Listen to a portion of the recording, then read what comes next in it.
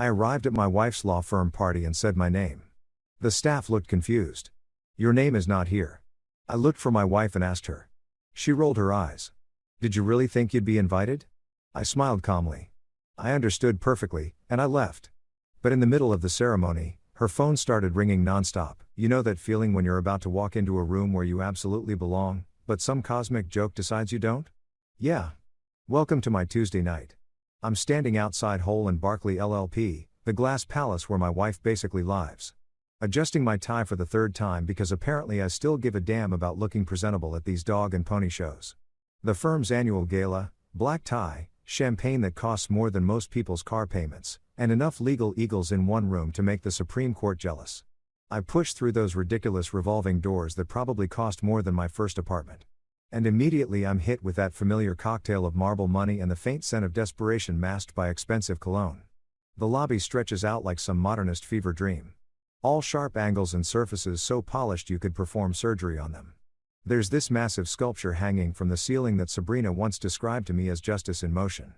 Personally, I think it looks like someone threw a bunch of metal scraps into a blender and called it art. But hey, what do I know? I'm just the guy who helped pay for this place. The check-in table sits dead center. Manned by Priya. Sweet kid. Probably makes more in a year than I did my first 5 years out of college, but she's got this nervous energy that tells me she's still trying to prove she belongs here, too. I walk up with the confidence of a man whose wife's name is literally on the building. Well, half the building, Holt & Barkley. You'd think that would count for something.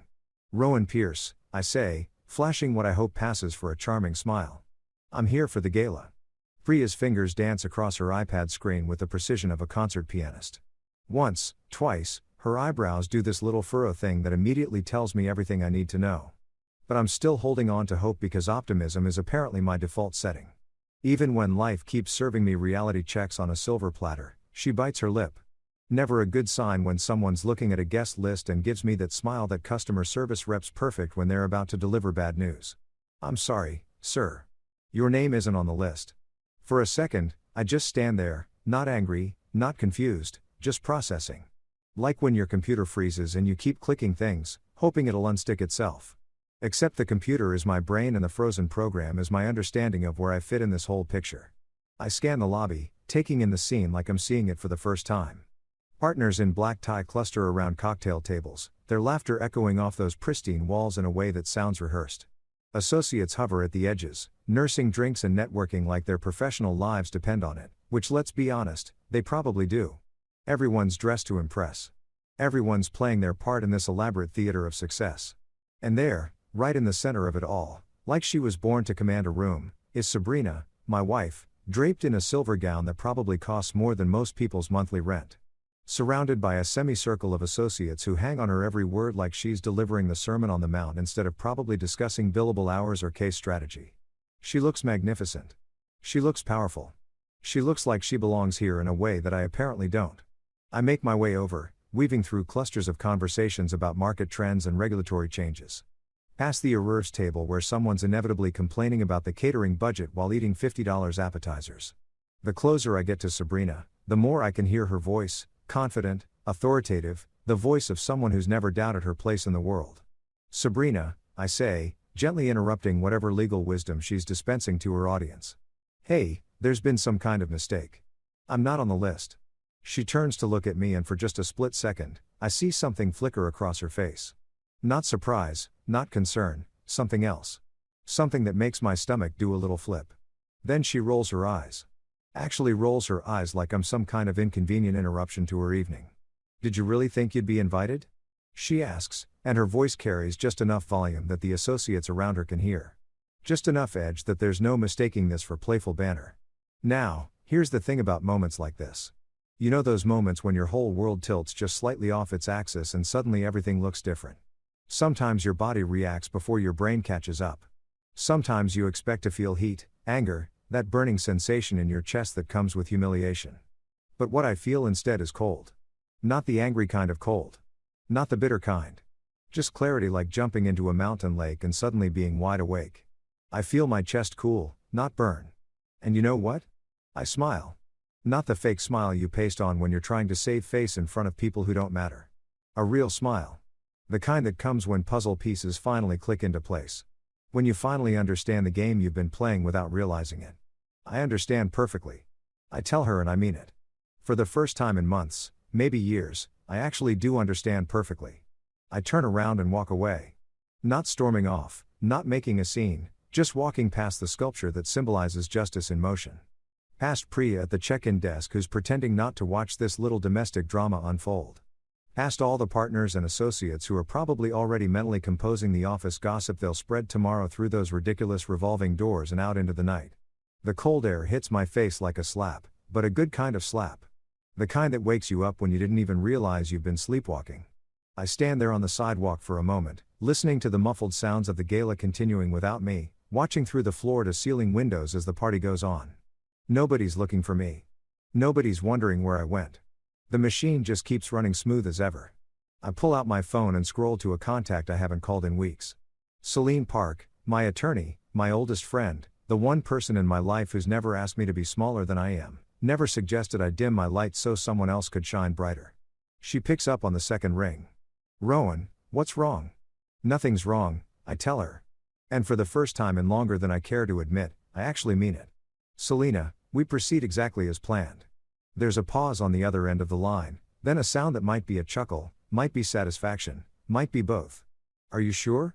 I look back at the glowing windows of Hole and Barclay, at the celebration I'm not invited to, at the life I've been funding and supporting and cheering from the sidelines, at the woman in the silver gown who just made it crystal clear where I stand in her hierarchy of importance. I've never been more sure of anything in my life. So, there I am, sitting in my car outside the Palace of Legal Eagles, and my brain decides this is the perfect time for a little trip down memory lane because apparently humiliation makes you nostalgic. Who knew? I lean back in the driver's seat and let myself remember how this whole beautiful disaster started. Picture this. Me, 26 years old, thinking I knew everything about everything, walking into Ollie's pub on a rainy Thursday night in March. The kind of night where the beer tastes better because your bones are cold and the whole world feels like it's washing clean outside. And there she was, Sabrina Holt.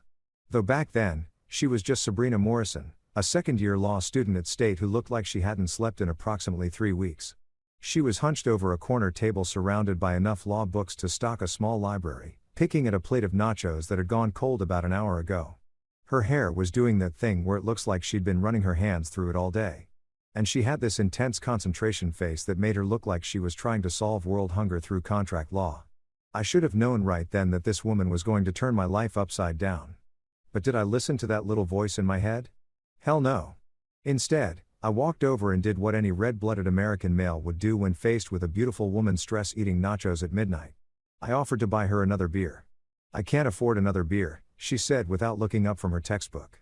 I can barely afford these nachos. And before you offer to buy it for me, I should probably mention that I'm surviving on instant ramen and the kind of panic that makes your eye twitch.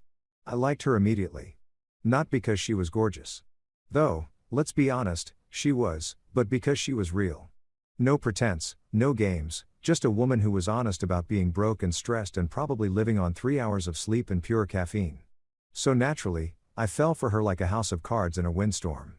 That was the beginning of what I now recognize as the most expensive relationship in the history of modern romance. Not expensive because she was high maintenance. Sabrina wasn't the type to demand designer handbags or weekend trips to the Hamptons.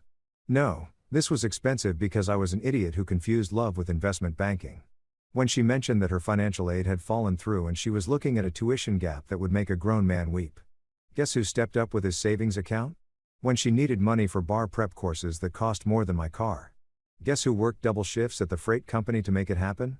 When she graduated and landed that entry-level position at what was then just Barclay and Associates before they brought Sabrina's sharp legal mind and my connections into the fold. Guess who refinanced his condo to help cover her student loan payments so she could focus on making partner instead of worrying about debt? If you guessed some romantic fool named Rowan Pierce, congratulations, you win a prize. The prize is the knowledge that love can make otherwise intelligent people do spectacularly stupid things with their financial security. But here's the thing. I wasn't being stupid. At least I didn't think I was. I was being supportive. I was being the kind of partner who believes in his woman's dreams and puts his money where his mouth is. I was investing in our future, in the life we were going to build together once she made it through those grueling first years at the firm. I kept 2 jobs during her bar prep period. Days at Kestrel Freight managing logistics for companies that moved everything from auto parts to industrial equipment. Nights doing freelance consulting for smaller shipping operations that needed someone who could speak both warehouse and boardroom. I lived on coffee and determination, watching her study until her eyes went bloodshot, bringing her dinner when she forgot to eat, rubbing her shoulders when the stress made her neck seize up like a rusty gate. And you know what? I was proud of her. Ridiculously, stupidly proud. When she passed the bar exam, I probably celebrated harder than she did. When she landed that position at Barclay and Associates, I took her out to the fanciest restaurant I could afford, which admittedly wasn't saying much after all those tuition payments, and listened to her talk about her 5-year plan to make partner. That's when I made what I now realize was my first real mistake. I started making introductions. See, working in logistics means you know people. You know the guys who move stuff, the companies that need stuff moved, and the businesses that insure all that stuff while it's being moved. You know, general counsels and risk managers and procurement directors, people who occasionally need legal services and are willing to trust a recommendation from someone they've worked with. So, when Sabrina mentioned that the firm was looking to expand their corporate client base, I opened my contact list like it was Christmas morning. Kestrel Freight, where I'd been working for 3 years and had built relationships with everyone from the dock workers to the C-suite. Ironvale Metals, a mid-sized operation that was growing fast and needed legal guidance on expansion contracts. North Star Bio, a pharmaceutical logistics company that was drowning in regulatory compliance issues and desperately needed someone who understood both the science and the shipping. I made those introductions because I believed in Sabrina's abilities, because I knew she was brilliant and capable and exactly the kind of lawyer these companies needed. Because I wanted to see her succeed, and succeed she did. Those clients I brought her, they became the foundation of what eventually became Hole and Barclay LLP. When old man Barclay decided to bring Sabrina on as a named partner, it was largely based on the client portfolio she'd built. A portfolio that, if we're being honest, I'd handed her on a silver platter. Did I ask for equity in the firm? No. Did I ask for my name on any letterhead? Hell no. Did I even ask for a formal acknowledgement of my role in building those relationships? You're getting the picture. All I wanted was a seat in the room, a place at the table during the celebrations. Recognition that I was part of this success story, not just some guy who happened to be married to the star. I wore thrift store suits to partner dinners and tried not to feel underdressed next to lawyers who spent more on ties than I made in a week. I clapped too loudly when Sabrina argued her first motion before Judge Morales. A procedural hearing that she turned into a masterclass in preparation and presentation. I learned the names of every associate, every paralegal, every person who mattered in Sabrina's professional world because I wanted to be the kind of husband who supported his wife's career. I just wanted to belong in the life we were building together. Was that really too much to ask? Sitting in my car now watching the gala continue without me, I'm starting to think maybe it was. You know how they say the devil's in the details? Well, turns out the devil's also in the tiny little cuts that don't seem like much until you realize you're bleeding out from 1,000 paper wounds. That's exactly how Sabrina's transformation from supportive wife to whatever the hell she became happened. One microscopic dismissal at a time. It started so small I almost missed it. We're talking about the kind of thing you brush off because making a big deal about it would make you look petty and insecure. Like when your spouse corrects the way you hold a wine glass at a holiday mixer. Picture this. December 2nd years ago, Hole and Barclay's annual holiday party. Back when they still invited spouses and pretended to care about work-life balance.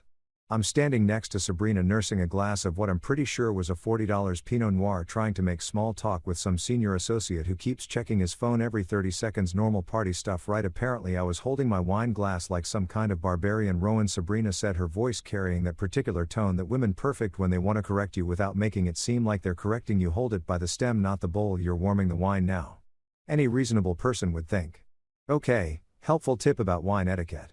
No big deal. But it was the way she said it. The way she glanced around to make sure nobody had noticed my apparent breach of civilized behavior. The way she subtly repositioned herself so she was standing just slightly apart from me. Like my wine-holding incompetence might be contagious. But hey, I'm a reasonable guy. I adjusted my grip and moved on with my life. Then came the Latin incident. God, I still cringe thinking about it. We're at dinner with some potential clients, a biotech company looking for regulatory guidance.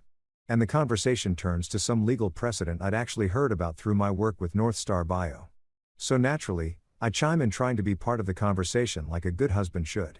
Oh yeah, I said. That's related to that old doctrine. What's it called? Residential IPS quitter, except I pronounced it like reciproquature instead of whatever the correct Latin pronunciation was supposed to be. Close enough for government work. Right, wrong again. Sabrina actually snickered, not laughed, not chuckled, snickered like I was some amateur who'd wandered into a conversation above his pay grade. Then she smoothly corrected my pronunciation while explaining the concept to the clients, effectively erasing my contribution to the discussion entirely. Her friend Kara Winters, this sharp-tongued associate who always looked at me like I was something she'd scraped off her shoe, leaned over after dinner and delivered what I now realize was the first rail warning shot. "You're sweet, Rowan," she said. "But maybe leave the legal talk to the lawyers. You're more provincial." Provincial, like I was some country bumpkin who'd stumbled into the big city with hay in my hair and mud on my boots. Never mind that I'd been working with corporate legal departments for years. Never mind that I understood contracts and liability and risk management better than half the associates at their firm. I was provincial. I laughed it off because that's what you do when someone insults you with a smile. You laugh it off and pretend it doesn't sting. But the hits kept coming, each one a little sharper than the last. Sabrina started asking me to arrive late and leave early at firm events. Not explicitly, of course. She was too smart for that. Instead, she'd mention that cocktail hour was really just for the lawyers to catch up on cases and suggest I show up after dinner. Or she'd point out that the after-party at whatever trendy bar they'd picked was probably going to be pretty boring for you and hint that I might want to head home early. The message was clear. You don't belong here during the important parts. Then she stopped introducing me as my husband and started going with Rowan. He's in logistics. Like my profession was my entire identity and that identity was somehow lesser than hers. I became Rowan the logistics guy instead of Rowan, my partner in life who helped build this career you're all benefiting from. The worst part, she started telling me not to talk to clients unless they spoke to me first. Think about that for a second. I was the guy who brought half these clients to the firm in the first place. I had relationships with these people that went back years. But suddenly, I needed permission to have a conversation with someone I'd known since before Sabrina even passed the bar exam. It's not personal, she explained when I finally worked up the nerve to ask about it. It's just that clients need to see clear professional boundaries. They need to know who's their lawyer and who's not. Who's not? That's what I'd become, the guy who's not. When North Star Bio renewed their contract, a 6-figure deal that represented a significant chunk of the firm's revenue, Sabrina forgot to invite me to the celebration dinner. Forgot? Like the guy who introduced her to the client in the first place was just some minor detail that slipped her mind.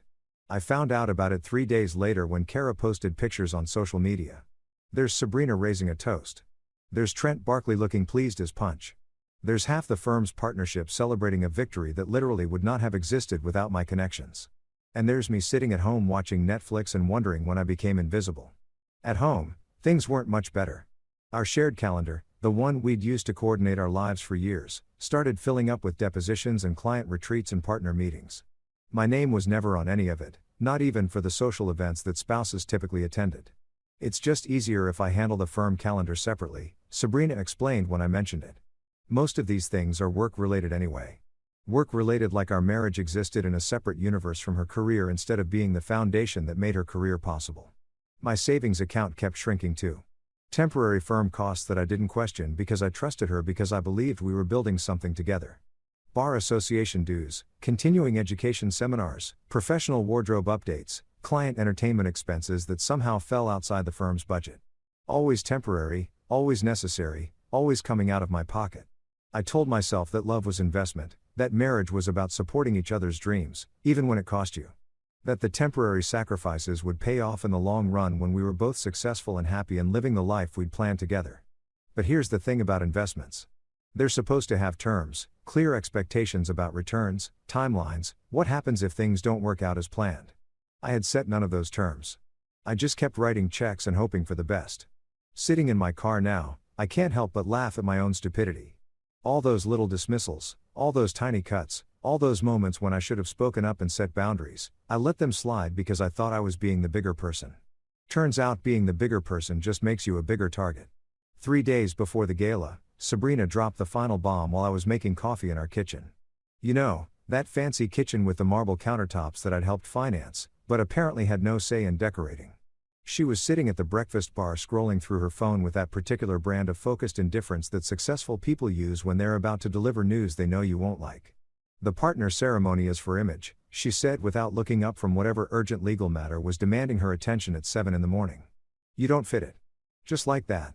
No preamble, no gentle let-in, no attempt to soften the blow, just a casual announcement delivered with the same tone she might use to mention that we were out of milk or that she'd be working late again.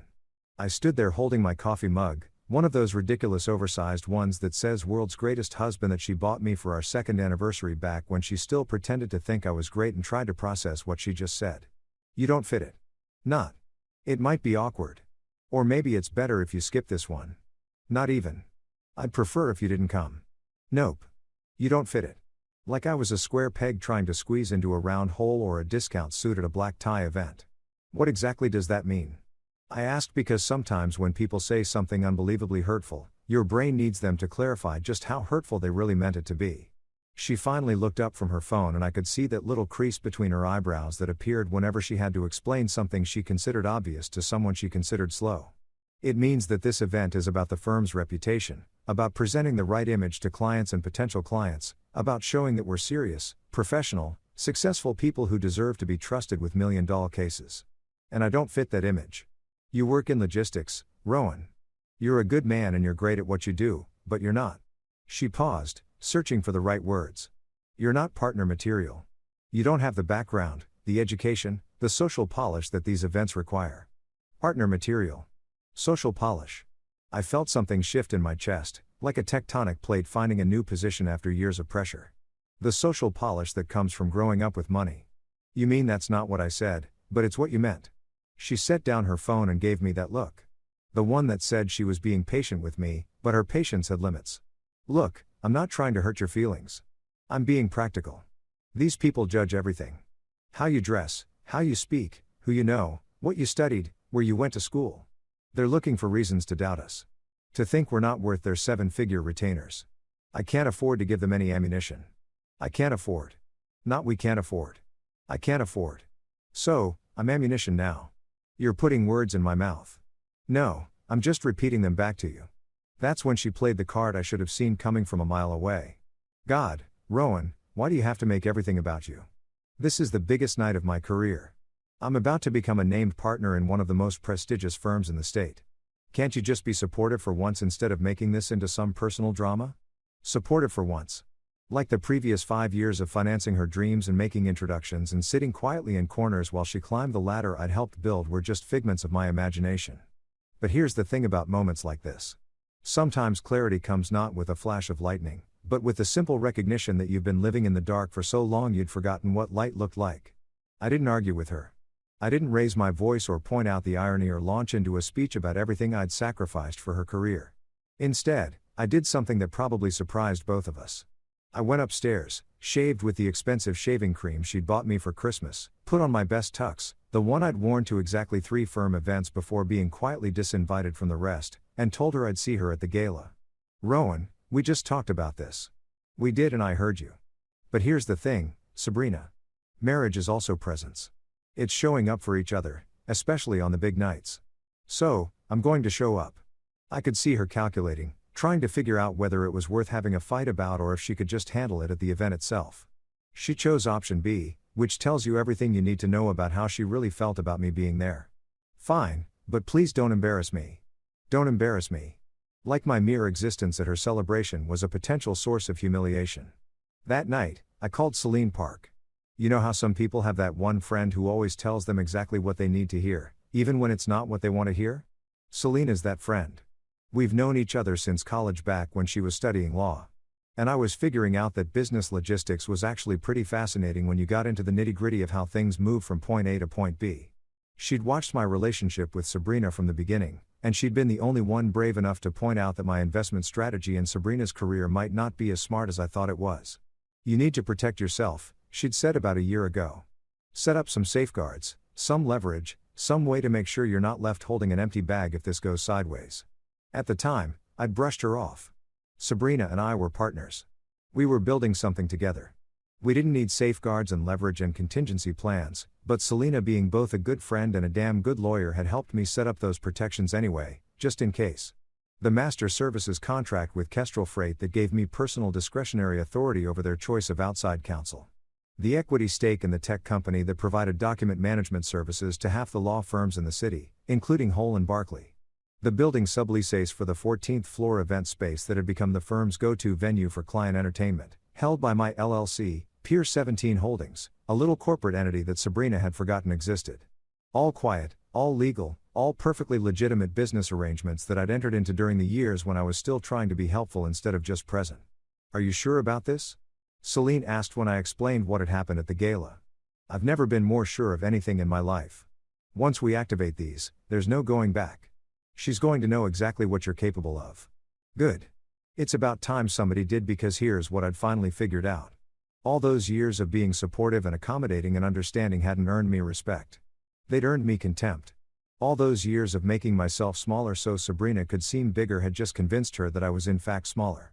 Well, it was time to remind everyone exactly how big I could be when I needed to be. So, there I am, standing on the sidewalk outside the glass palace of Legal Eagles, breathing in that crisp night air like it's the first real oxygen I've had in years. The revolving doors keep spinning behind me, carrying well-dressed lawyers in and out of their exclusive little world. But, I'm done being dizzy from trying to keep up with their rotation. I pull out my phone and open up my text messages. 3 contact threads that have been sitting dormant for months, waiting for exactly this moment. 3 simple messages that are about to turn Sabrina's perfect evening into a very educational experience about the difference between partners and props. The first text goes to Marta, General Counsel at Kestrel Freight. Marta and I go way back. She was actually the one who taught me that the best business relationships are built on trust and clear communication, not fancy degrees and expensive suits. She's the kind of lawyer who gets her hands dirty, who understands that moving freight isn't just about logistics. It's about people trusting you to get their stuff from here to there without drama. I type one word: redirect. That's it.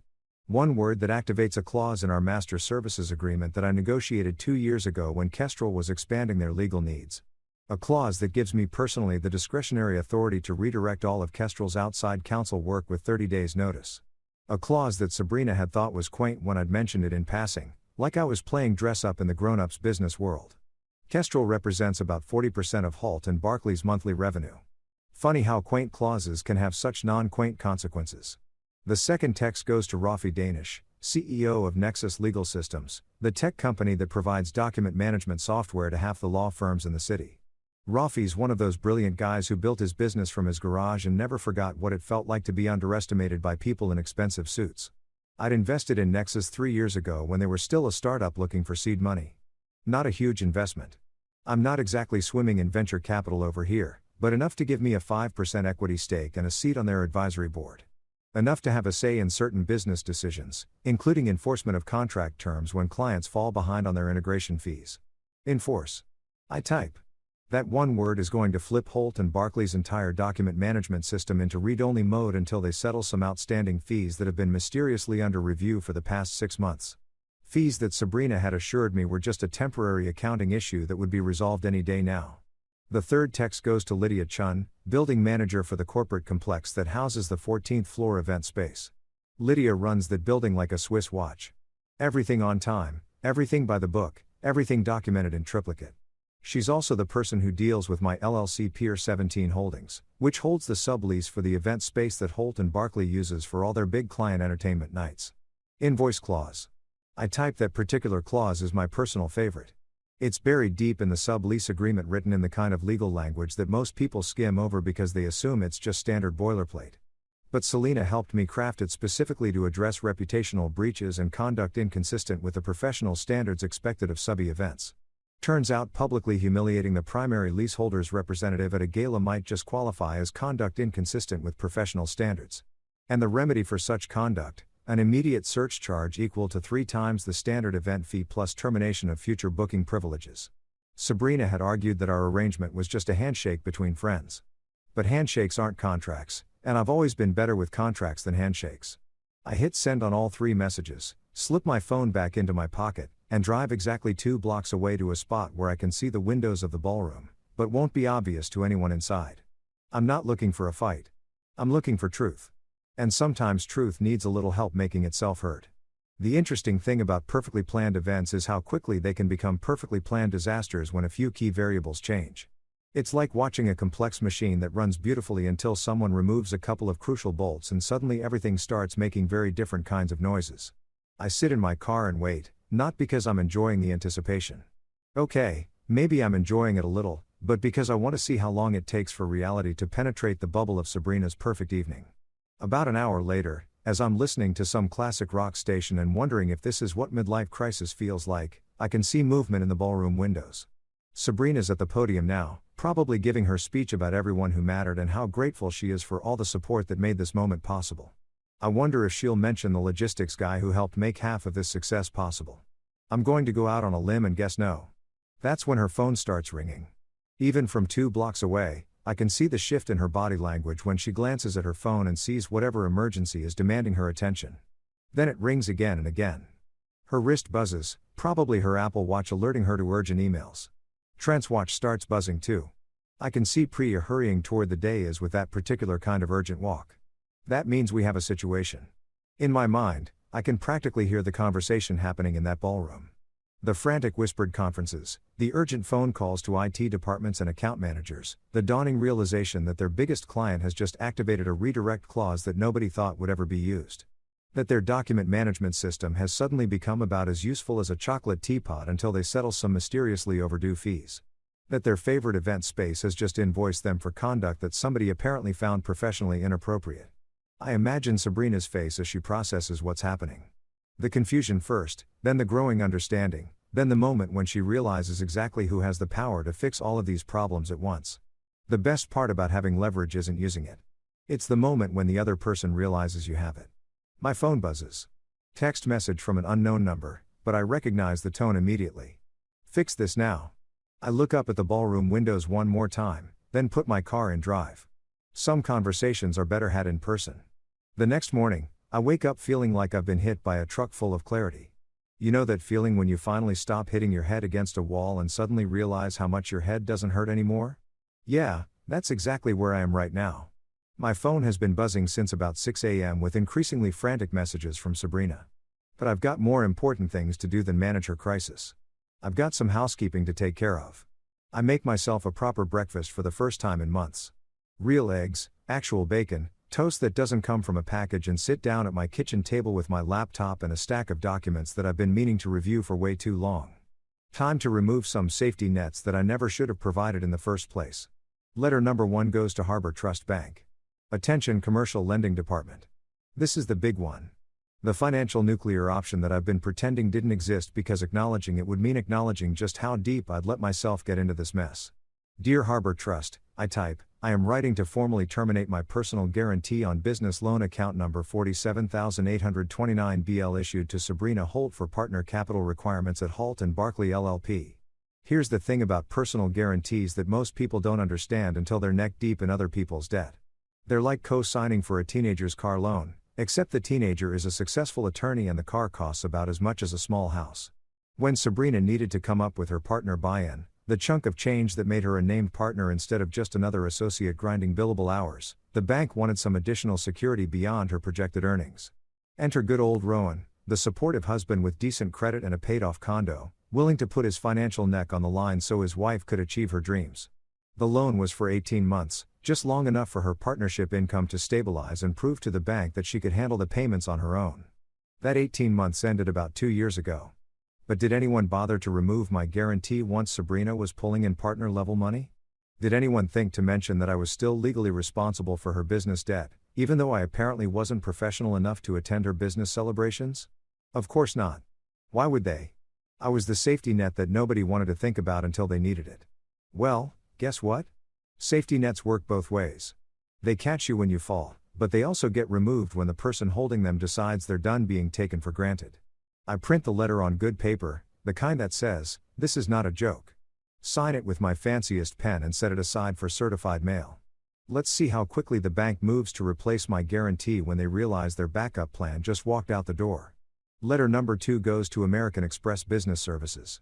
This one's almost funny in how petty it could seem to an outside observer, but petty is just another word for paying attention to details that other people ignore.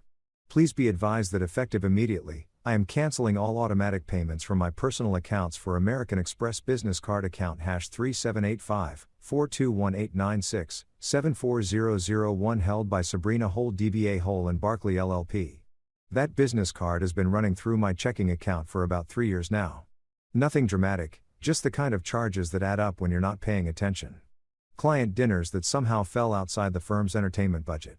Travel expenses for conferences that were partially personal. Professional wardrobe updates that needed to happen right away before the firm's next billing cycle. Always temporary, always necessary, always coming out of my account because it was easier than dealing with the firm's accounting department. You know what's easier? Not paying for other people's business expenses when you're not even invited to their business events. I calculate the running total while I'm writing the letter. 3 years of temporary charges adds up to about the cost of a decent used car. A car that I apparently bought for someone who thinks I'm too provincial to be seen with in public. The third letter is the one I'm most looking forward to writing. This one goes to Iron Vale Metals and North Star Bio. The two biggest clients I'd personally introduced to Holt and Barkley back when I still believed that helping my wife succeed was the same thing as succeeding together. Dear Mr. Harrison and Ms. Patel, I write addressing the general counsels at both companies. I hope this letter finds you well. As you know, I have had the pleasure of working with your organizations for several years in various logistics and consulting capacities. It has been my privilege to introduce you to the legal services provided by Holt and Barkley LLP. And I am gratified that those relationships have proven mutually beneficial. This is where things get interesting. See, most people assume that once you make an introduction, your role in that relationship is done. You bring two parties together, they hit it off, and you fade into the background while they do business together.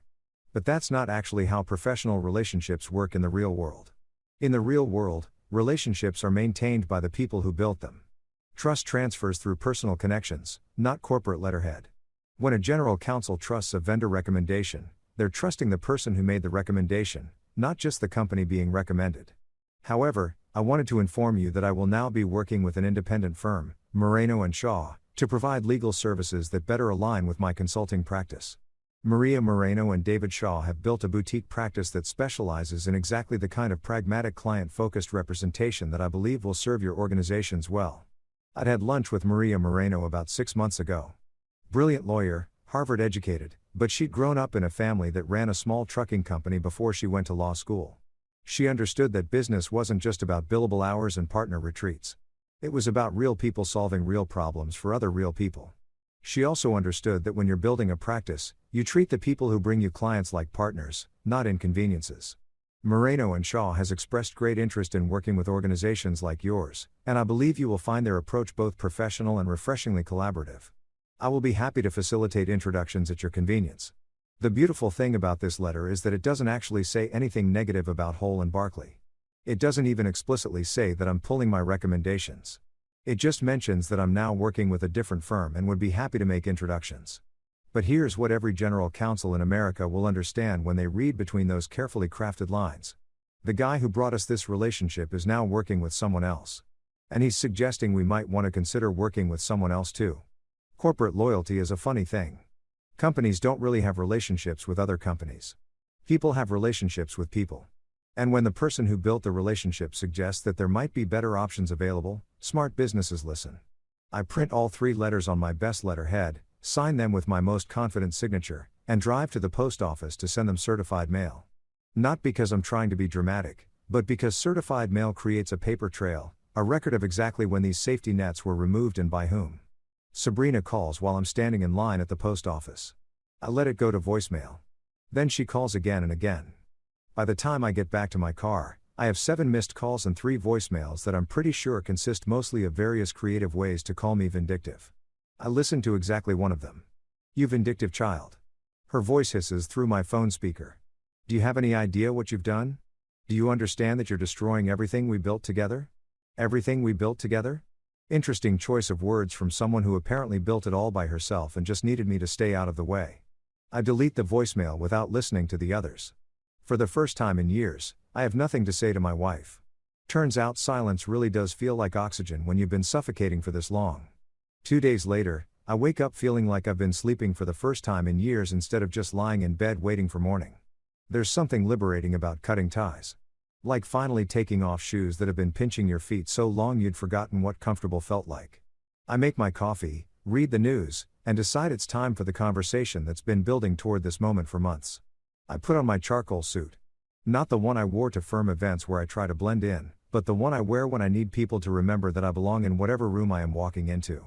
It's a good suit, well tailored, the kind that says I may work in logistics, but I'm nobody's sidekick. I take my time with a tie, make sure my shoes are polished, and check myself in the mirror.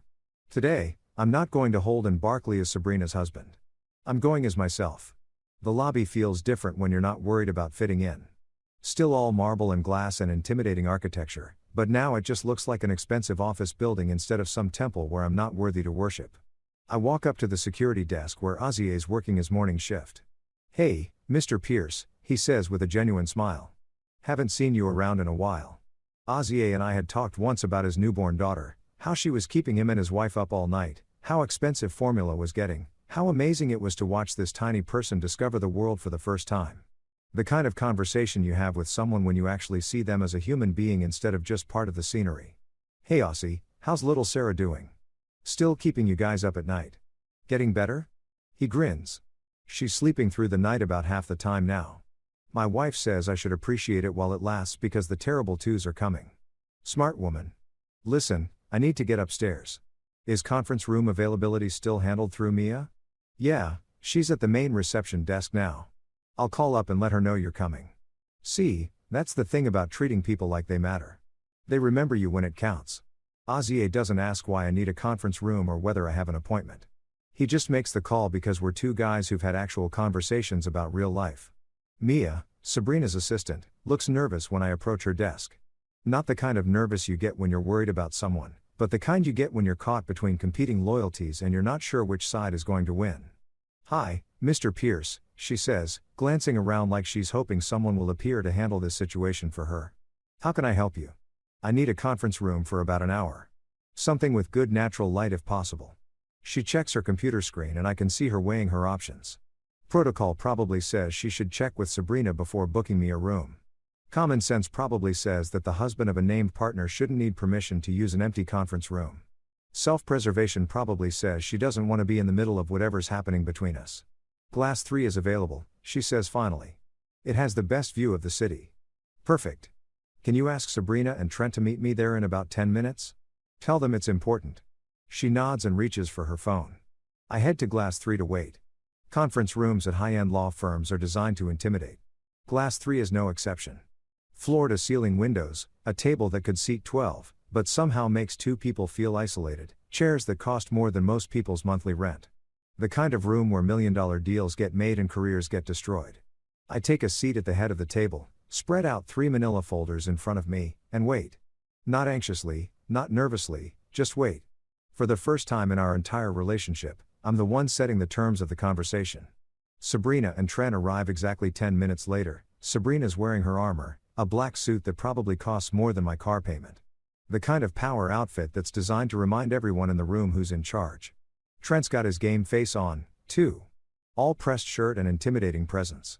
They sit across from me like we're negotiating a hostile takeover instead of having a conversation about marriage and business relationships, which when I think about it, maybe we are. Trent starts talking before they're even settled in their chairs. "Whatever game you're playing with our vendors ends now, Rowan. This is business, not some personal vendetta." I slide the first folder across the table. "You're absolutely right, Trent. This is business. This is the Document Management Services Agreement between Nexus Legal Systems and Holden Barkley. Page 7, Section 12, Subsection C, outstanding integration fees that have been under review for approximately 18 months. I slide the second folder.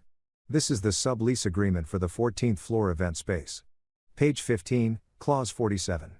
Conduct inconsistent with professional standards with remedies including immediate search charge and termination of booking privileges. The third folder lands in front of Sabrina and this is the Master Services Agreement between myself and Kestrel Freight with full discretionary authority over outside counsel selection signed, witnessed and filed with their corporate office 3 years ago. Trent opens the first folder and starts reading. I can see his expression change as he processes what he's looking at. These aren't games or pranks or emotional outbursts. These are contracts, legal documents with actual terms and real consequences. These aren't games. I continue keeping my voice level and professional. They're contracts that you've benefited from for years while pretending I didn't exist.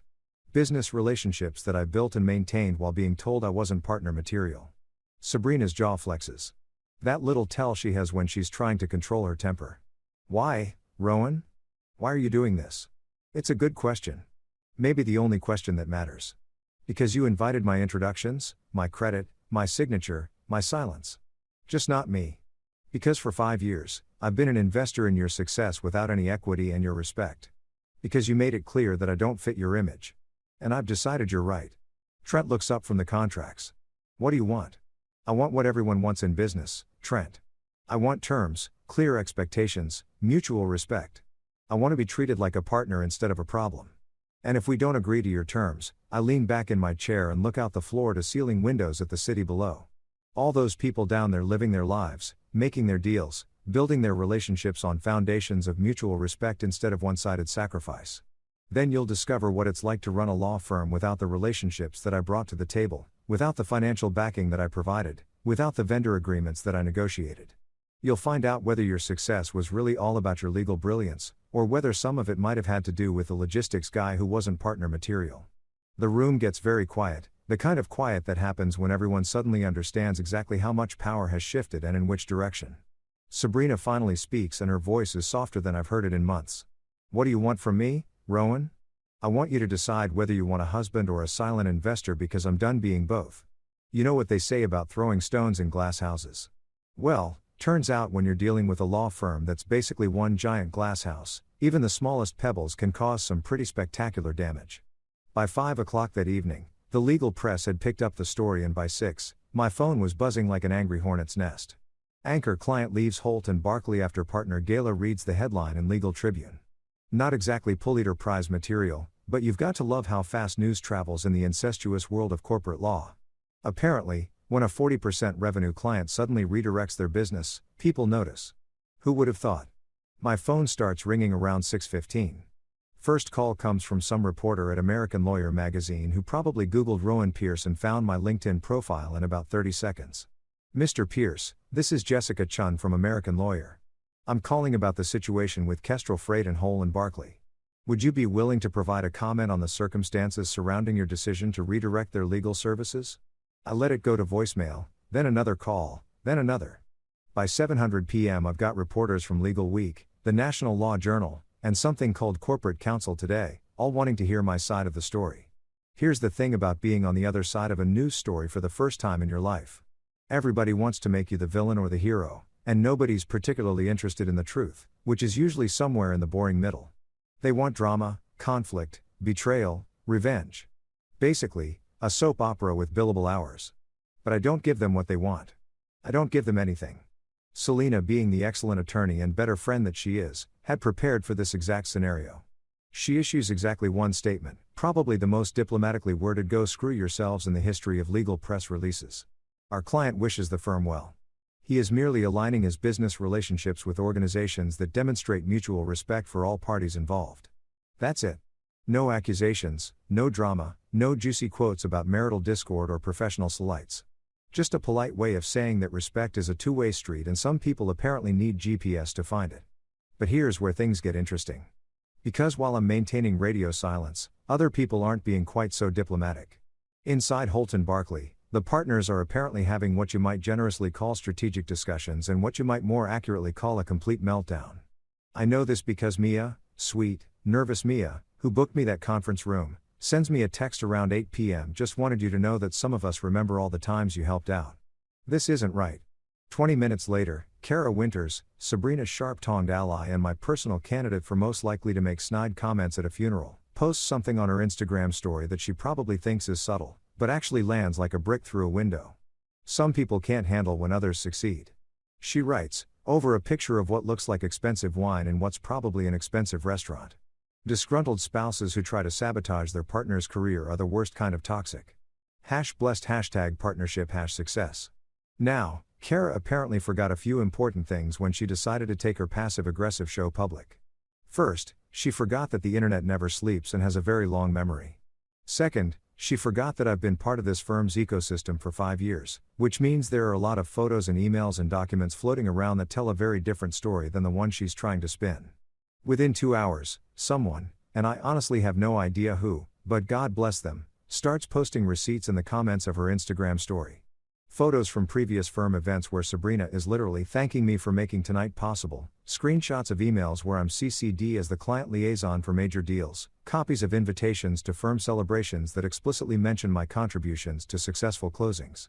My personal favorite is a photo from about 18 months ago where Sabrina is presenting some client with a commemorative plaque and I'm standing right next to her with a big smile because I'd been the one who spent 3 days in a warehouse in Cleveland making sure their discovery materials got processed correctly. The caption on the original post, which someone helpfully screenshots, reads, "None of this would have been possible without my amazing husband's expertise and connections." Amazing husband's expertise and connections. Funny how that transforms into disgruntled spouse when the amazing husband finally gets tired of being treated like hired help. The internet being what it is, Carrara's post gets ratioed into oblivion. People start commenting with fire emojis and issue responses, and within about 4 hours she deletes the whole thing and makes her account private. But screenshots are forever and the story has already grown legs. What started as anchor client leaves law firm becomes law firm partner's husband built their client base, then gets excluded from celebration. Then it becomes the man behind the success story speaks by not speaking. Then some blogger at Above the Law writes a piece called "When Your +1 Built Your Career But Isn't +1" material that gets shared about 1,000 times. The narrative doesn't become a scandal. Exactly. It becomes something more dangerous for a firm that depends on reputation. It becomes symmetry. The story of someone who gave everything to build something and then got told they didn't belong in the thing they'd built. The kind of story that makes potential clients wonder what kind of people they're really doing business with. Meanwhile, I'm sitting in my living room eating Chinese takeout and watching the whole thing unfold from a comfortable distance. My phone keeps buzzing with text messages. Some from reporters I ignore, some from old colleagues expressing support, and a few from people I barely know who apparently think this whole situation is hilarious. Around 10 p.m., I get a text from Maria Moreno at Moreno & Shaw. Iron Vale and North Star both called today. Very interested in discussing a transition. Also, you're officially the most popular man in legal gossip circles right now. How does it feel to be famous? I text back like I'm finally getting credit for work I did years ago. The best part about the whole media circus is that I don't have to manage it, defend it, or explain it. The facts speak for themselves. And the facts are pretty simple. I built relationships. I got results. I supported success. And then I got told I wasn't good enough to celebrate that success. Sometimes the truth is the best revenge because it doesn't require any embellishment. At 11 p.m. my phone buzzes one more time. Sabrina texting from what I assume is Damage Control Central. "This has gone too far. We need to talk." I look at the message for about 30 seconds, then turn off my phone and go to bed. For the first time in months, I sleep like a baby. They say that consequences have a way of arriving in their own time, but apparently nobody told them that sometimes they show up early and bring friends. Over the next 2 weeks, I get to watch the domino effect of my little rebellion play out in real time. And I've got to admit, it's better than any premium cable drama series. The first domino falls exactly 48 hours after my glass conference room performance. Harbor Trust Bank, those lovely folks who've been enjoying my personal guarantee on Sabrina's partner loan for way longer than originally planned, sends a very formal letter to both of us explaining that they'll need to restructure the lending arrangement now that the original guarantor has withdrawn his support. Banking language is a beautiful thing when you know how to read between the lines. Restructure the lending arrangement translates roughly to "we still want our money, but now we're going to charge you a lot more for the privilege of borrowing it because we no longer have your husband's excellent credit score to fall back on." Sabrina's new loan comes with an interest rate that's about 3 points higher than what she was paying when I was backing her play. Not enough to bankrupt her, but enough to make her monthly payments feel a lot less comfortable. Enough to make her think twice about those impromptu shopping trips to Nordstrom and those weekend spa retreats that used to appear on our joint credit card statements. The quarterly partner draws at Hold and Barclays start shrinking too, though that takes a little longer to manifest. See, when you lose 40% of your monthly revenue overnight, you can't just absorb that loss by cutting back on office supplies and cheaper coffee in the break room. You've got to make real adjustments to real budgets, which means real cuts to real paychecks. Kestrel Freight doesn't just redirect their business to Moreno & Shaw. They do it with the kind of efficiency that makes other clients pay attention. When a company that's been loyal to a firm for 3 years suddenly jumps ship, other companies start asking questions. Not hostile questions, just the kind of prudent business questions that smart executives ask when they see patterns they don't understand. Maria Moreno handles the transition like the consummate professional she is. No trash-talking Holt and Barclay. No dramatic announcements about superior service, just quiet competence and the kind of personal attention that reminds clients why they chose to work with someone in the first place. Iron Vale Metals follows Kestrel's lead within a week. Their general counsel, a sharp woman named Janet Harrison, who's been in corporate law longer than I've been alive, calls me personally to discuss the transition. "I want you to know," She tells me that our decision isn't based on any dissatisfaction with the legal work Hole and Barkley provided. They're competent attorneys, but business relationships are built on trust and mutual respect. And when I see how they treated the person who brought us together, it makes me question their judgment in other areas. Janet's a straight shooter who doesn't waste words. So, when she says she's questioning their judgment, what she means is that she's wondering what other important relationships they might be taking for granted. Smart executives don't like working with people who can't manage their own internal dynamics. North Star Bio takes a little longer to make their move, but when they do, it's even more definitive. They don't just redirect their routine legal work. They pull their entire regulatory compliance contract, which represents about 15% of Halt and Barkley's total revenue. Their reasoning is elegantly simple. If the firm can't maintain professional relationships with the people who facilitate their business development, how can they be trusted to maintain the kind of long-term regulatory relationships that keep pharmaceutical companies out of FDA trouble? The document management system situation gets resolved, but not without some expensive lessons learned. Nexus Legal Systems flips the system back to full functionality after Halt and Barkley pays not just the outstanding integration fees, but also a late payment penalty that probably costs more than most people's annual salary. Rafi Danish is nothing if not thorough about contract enforcement. Business is business, he tells me when I call to thank him for his professionalism throughout the whole mess. You pay your bills on time, you get full service. You don't pay your bills on time. You get exactly what you pay for. It's not personal, it's just math. The 14th floor event space situation is my personal favorite resolution.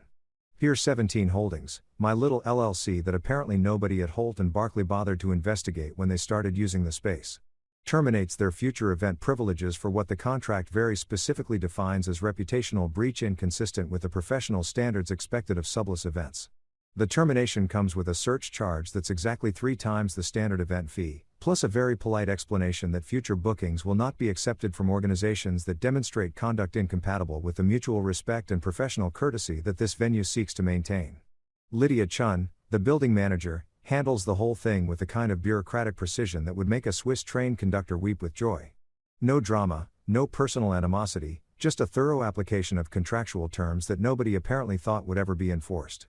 The real beauty is that none of this feels like revenge. It just feels like business. The kind of business that happens when you treat contracts like they actually mean something and when you stop pretending that personal relationships don't matter in professional settings. About 10 days into this new reality, I'm sitting in my kitchen drinking my morning coffee and reading the business section of the newspaper like a normal human being when my phone rings. Sabrina's name pops up on the caller ID, and for the first time in weeks, I actually consider answering it. I let it go to voicemail, then listen to the message about 20 minutes later. Rowan, her voice sounds tired in a way I haven't heard since her bar exam prep days. I know you're angry and I know I screwed up, but this has gone beyond making a point. The firm is hemorrhaging money. The partners are panicking and I'm spending more on loan payments than I'm bringing home. We can fix this if we just sit down and talk like adults. Please call me back. I saved the message, but don't call back. Not yet. That evening around 11 p.m., which, let's be honest, has always been Sabrina's preferred time for difficult conversations because she thinks I'm more pliable when I'm tired. She texts me from what I assume is her office because she's apparently still there at 11 p.m. on a Tuesday. We can fix this. Come home. Home. Interesting word choice. The condo that I bought and she redecorated. The place where I pay the mortgage and she decides what goes on the walls. The space where I've been walking on eggshells for months, trying not to embarrass her with my provincial presence. I look around my current living situation. A furnished apartment in a decent neighborhood that doesn't require me to pretend to be someone I'm not. Clean lines, comfortable furniture, no trophies for achievements I wasn't allowed to celebrate. No stack of bills for other people's business expenses on the kitchen counter. No constant reminders of how much money I've spent supporting dreams that apparently don't include me. It's quiet here. Not the oppressive quiet of being ignored, but the peaceful quiet of not having to justify your existence every time you walk into a room. No, I type back just that one word because sometimes the simplest answers are the most complete ones.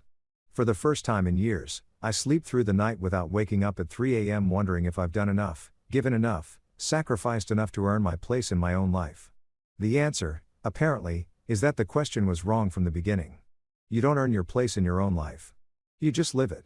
And I'm finally ready to start living mine again. 2 days later, I get a call from David Shaw at Moreno & Shaw. They want to talk about bringing me on as a client relations partner, not a lawyer, but the guy who speaks fluent logistics and freight and can translate those languages into courtroom when necessary. We've been watching how you handle business relationships, David tells me. And we like what we see. You understand that trust is built through consistency, not just competence. You know that treating people with respect isn't just good manners, it's good business.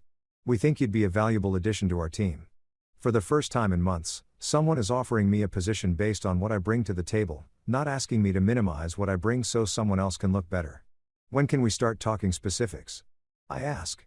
The conversation lasts about an hour, and by the end of it, I have a job offer that includes equity participation, input on business development strategy, and a title that actually reflects what I do instead of what I'm not. They value what I bring. They say my name in rooms and mean it. They understand that logistics guy isn't a limitation. It's a specialization that brings real value to legal services. Imagine that. 3 weeks after the gala where I learned I didn't fit the image. I'm sitting in a conference room at Moreno & Shaw reviewing contracts for client relationships that I'm helping to build instead of relationships that I'm being excluded from. Maria Moreno looks across the table at me and smiles.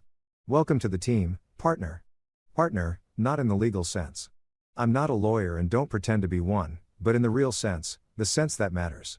Someone who contributes, who belongs, who gets credit for the work they do, and respect for the value they bring. It's amazing how good that word sounds when someone means it. 6 months later, I'm standing by the river at 7 a.m., watching the sunrise paint the water gold while I catch my breath after a 3 meters run. There's something almost poetic about starting your day by moving forward under your own power. Choosing your own pace, picking your own route, no meetings to accommodate, no schedules to work around, no need to make myself smaller so someone else can feel bigger. Turns out when you stop spending all your energy managing other people's crisis, you have enough left over to take care of yourself. Who would have thought? I've been living in my own space for 6 months now. Not the furnished apartment where I crashed after the gala, but a real place that I chose and decorated and pay for without having to justify every purchase to someone who thinks my taste is too provincial for their image. It's a 2-bedroom condo in a neighborhood that's more working professional than aspiring socialite, with a kitchen that's actually designed for cooking instead of looking good in architectural magazines.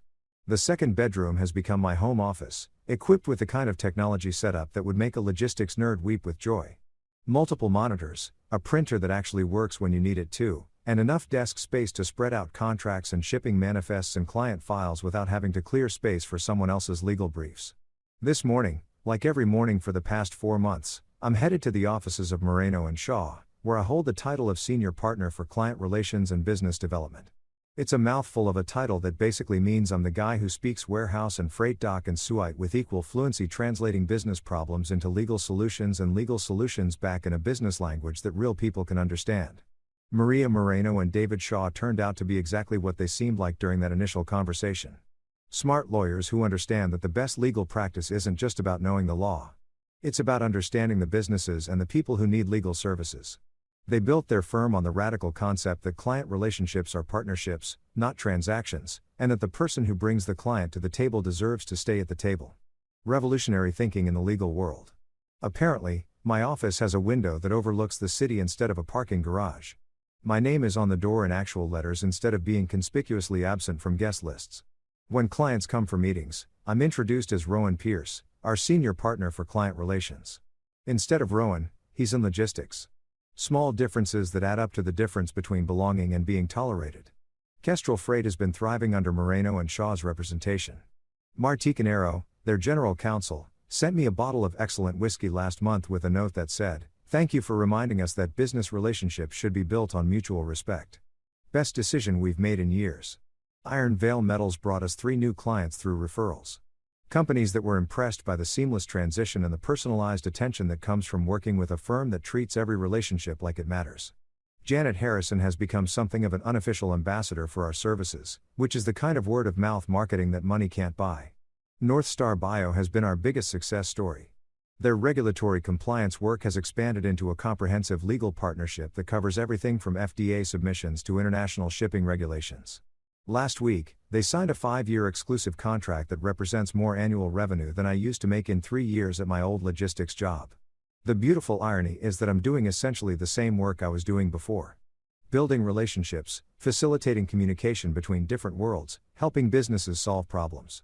But now I'm getting credit for it instead of being told to stay in the background while someone else takes the spotlight. David Shaw knocked on my office door yesterday afternoon with a proposal that would have seemed like science fiction 6 months ago. "We're thinking about expanding," he said. Opening a second office, maybe in Chicago or Atlanta. We want someone to head up business development for the new location. Interested in being trusted with major business decisions. In having my expertise valued instead of dismissed, in being offered opportunities instead of being told I don't fit the image. Yeah, you could say I'm interested. My phone buzzes while I'm reviewing contracts for a new client. A mid-size manufacturing company that needs help navigating some complex environmental regulations. Text message from an unknown number, but I recognize the area code. It's the same one that Holt and Barclay uses for their main office line. I'm sorry you felt excluded. Felt that word sits there on my phone screen like a paper cut that won't heal. Not I'm sorry I excluded you or I'm sorry for how I treated you. I'm sorry you felt excluded. Like my perception of being systematically dismissed and diminished was just a misunderstanding, a failure of communication, an overreaction to perfectly reasonable professional boundaries. I stare at the message for about 30 seconds, then archive it without responding. Some conversations aren't worth having, especially when the other person is still trying to rewrite history instead of acknowledging it. The thing about feeling excluded is that it requires someone to actively do the excluding. Feelings don't exist in a vacuum. They're responses to actions, to patterns, to the accumulation of small moments that add up to big truths. When someone consistently treats you like you don't belong, eventually you feel like you don't belong. Funny how that works, but here's what I've learned over the past 6 months. The best revenge isn't grand gestures or dramatic confrontations or public humiliation. The best revenge is building a life where you don't need to be on anyone's list to belong. I delete the text and get back to work. Real work. Work that matters. Work that gets recognized and valued and compensated appropriately. Work that doesn't require me to make myself invisible so someone else can shine brighter. Maria stops by my office around lunchtime with updates on 3 potential new clients and a grin that tells me she's got good news to share. Remember that pharmaceutical logistics company that contacted us last month? They want to move forward with a comprehensive legal partnership, regulatory compliance, shipping contracts, international trade law, the whole package. They specifically asked for you to be their primary point of contact. Why me specifically? Because, and I quote, Rowan Pierce is the only person we've met who understands both the legal side and the business side of what we do. He doesn't just give us legal advice. He gives us business solutions that happen to involve legal advice. Business solutions that happen to involve legal advice. I like that description a lot better than provincial or not partner material. That afternoon, I have lunch with Celine Park, my oldest friend, my attorney, and the person who saw this train wreck coming from about 5 miles away. We meet at a bistro downtown that specializes in the kind of food that tastes good instead of the kind that photographs well for social media. You look different, she says after we order. Lighter somehow, like you've been carrying around a weight for so long, you forgot what it felt like to stand up straight. I feel different, more like myself, if that makes sense. It makes perfect sense. You spent 5 years trying to be the kind of person who deserved to be included in someone else's vision of success. Now you're just being the kind of person who creates your own success. Celine has always been good at cutting through the noise and getting to the heart of things.